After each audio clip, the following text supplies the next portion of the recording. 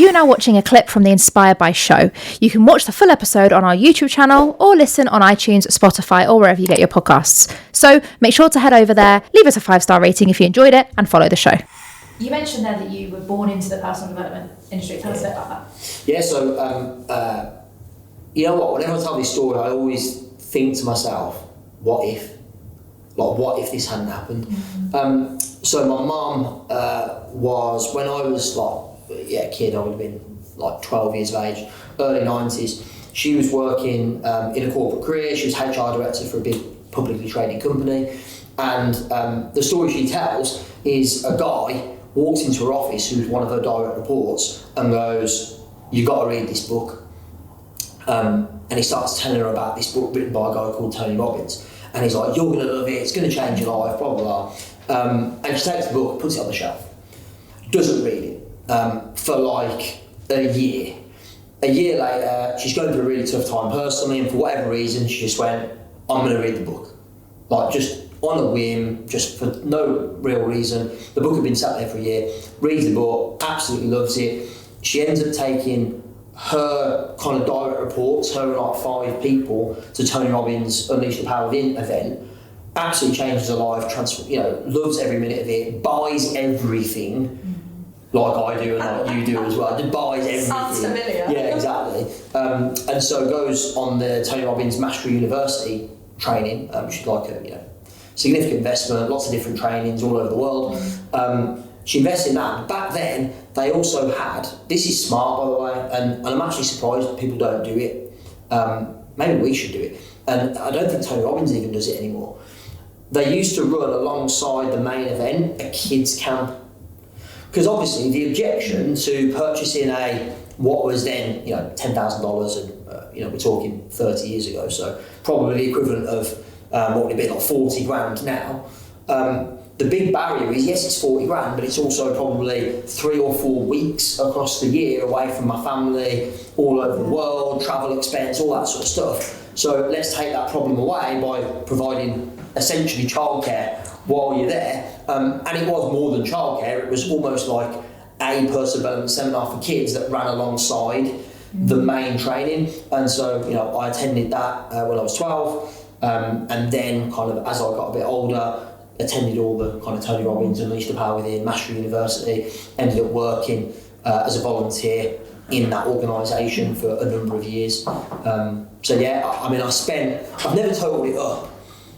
It must be, it'd be in the hundreds of days over the course of maybe 9 years, hundreds of days, in amazing locations all over the world with my mum, at personal development seminars. Wow. And so, even though of course I was, at school in between that time, and had a great kind of traditional upbringing, I was at the same time every so often, probably 4 times a year, something like that, travelling all over the world to these amazing places, being in a great environment.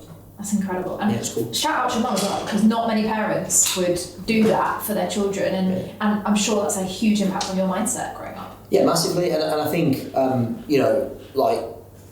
even though of course she was investing heavily in her own personal development, she also invested heavily in mine as well, because it's not cheap. But equally, single parent at the time, I think she wanted me to be part of that. I think she would probably say me going with her was as much for her as it was for me, probably. But it also meant that, between the age of 12 and like 19, I spent a lot of time with my mum, just us, which I don't think many kids do, certainly many boys do in particular, which was really great. It was great for our relationship. I was just about to ask that question because I was very close to my mum growing up as well, and my parents divorced and I went away with my mum a lot on holidays and we had a really strong relationship. Now I'm interested in it because I've heard you tell the story before, but what I find fascinating is that not many kids listen to their parents growing up, right? So a lot of kids can go, "Oh, you get taken on a holiday, oh but mum I don't want to do that." What did you ever go, "Oh mum I can't be asked," obviously not that language, or were you always on board with it? Yeah, I think initially it was the 2 weeks in Hawaii out of school, so it was quite appealing. But later, I remember specifically there was, I forget when it was, there was an event, might have been in America, but I don't recall, and I wasn't sure about going, because at the time I had, I've always been really into my sport, and I think at the time I had either a big golf match or a big football match, one of the two, and I was like, I'm gonna miss it, and like that was a bit of a cross. I had to make a decision. I was at a bit of a crossroads, going like, what do I take more seriously here? Do I take this or that more seriously? And I elected to go on the trip and miss the whatever it was, golf or football match. Interestingly, I've got a vivid memory of playing in a semi-final of a football, it was a football tournament, and we got to the semi-final, and me and my mum went to Hawaii for 2 weeks, and we scheduled the flight and got back just in time, literally, right?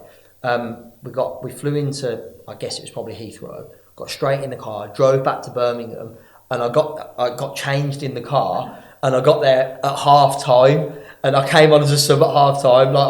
So it was one of those where it was like totally, I wanted to do both, and so, we kind of had to be creative. And the question I always ask whenever you've got a situation like that is, how can we have it all? Yeah. Like, how can we have that and that? Yeah. It's not an either or. I've heard you say that actually when you mentor us a lot. You're like, hang on, why is it option one or option two? How can you have both? Yeah, we had that conversation yesterday at Mastermind. I can't remember what the context was now. Yeah, exactly. It was like, how could... Well, it's not why can't we, it's how can we have it all? And sometimes that's not possible, but at least ask the question and explore the possibilities. I'm guessing we probably looked at the event schedule, the flight schedule, the time of the match, and went, how can we have it all? And went, this is going to be tight. I mean, if the flight had been delayed, would have been traffic on the way back, we'd have been rushing for nothing. I'd have got there just at full time or something, but